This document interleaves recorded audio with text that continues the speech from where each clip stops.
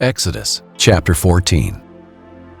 Then the Lord spoke to Moses, "Tell the Israelites to turn back and camp in front of Pi-hahiroth, between Migdol and the sea.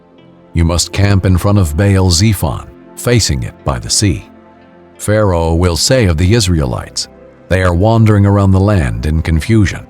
The wilderness has boxed them in. I will harden Pharaoh's heart, so that he will pursue them. Then I will receive glory by means of Pharaoh and all his army, and the Egyptians will know that I am the Lord.'" So the Israelites did this. When the king of Egypt was told that the people had fled, Pharaoh and his officials changed their minds about the people and said, "What have we done? We have released Israel from serving us." So he got his chariot ready and took his troops with him. He took 600 of the best chariots and all the rest of the chariots of Egypt, with officers in each one. The Lord hardened the heart of Pharaoh, king of Egypt, and he pursued the Israelites, who were going out defiantly. The Egyptians, all Pharaoh's horses and chariots, his horsemen and his army, chased after them and caught up with them as they camped by the sea beside Pi-hahiroth, in front of Baal-zephon. As Pharaoh approached, the Israelites looked up, and there were the Egyptians coming after them. The Israelites were terrified and cried out to the Lord for help. They said to Moses, "Is it because there are no graves in Egypt that you have taken us away to die in the wilderness?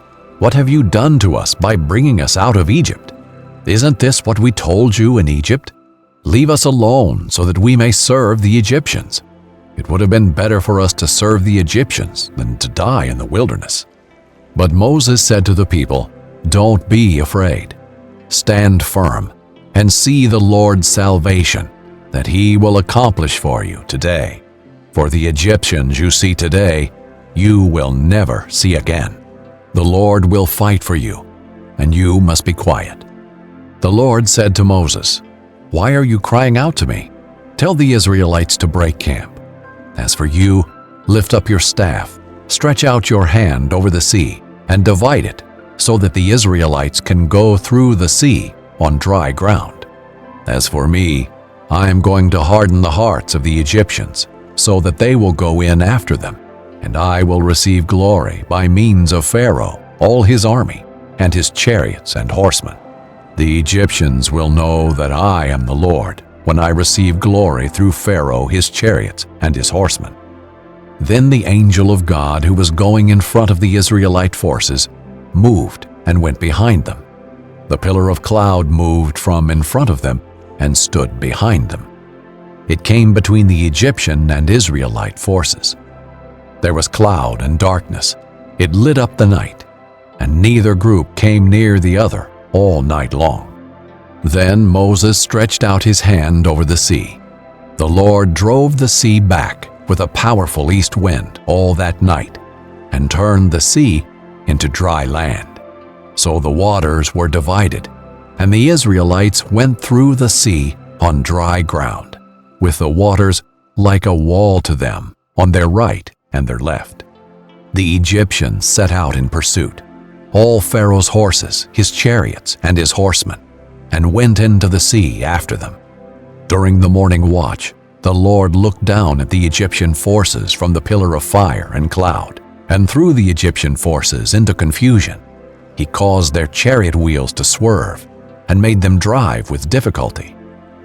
"Let's get away from Israel," the Egyptians said, "because the Lord is fighting for them against Egypt." Then the Lord said to Moses, "Stretch out your hand over the sea, so that the water may come back on the Egyptians, on their chariots and horsemen."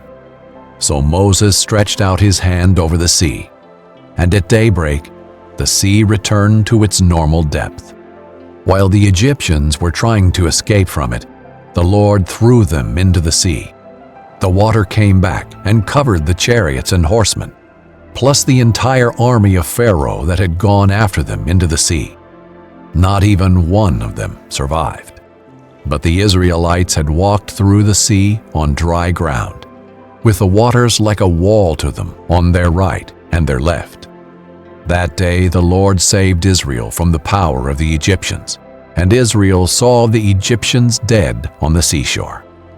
When Israel saw the great power that the Lord used against the Egyptians, the people feared the Lord and believed in him and in his servant Moses.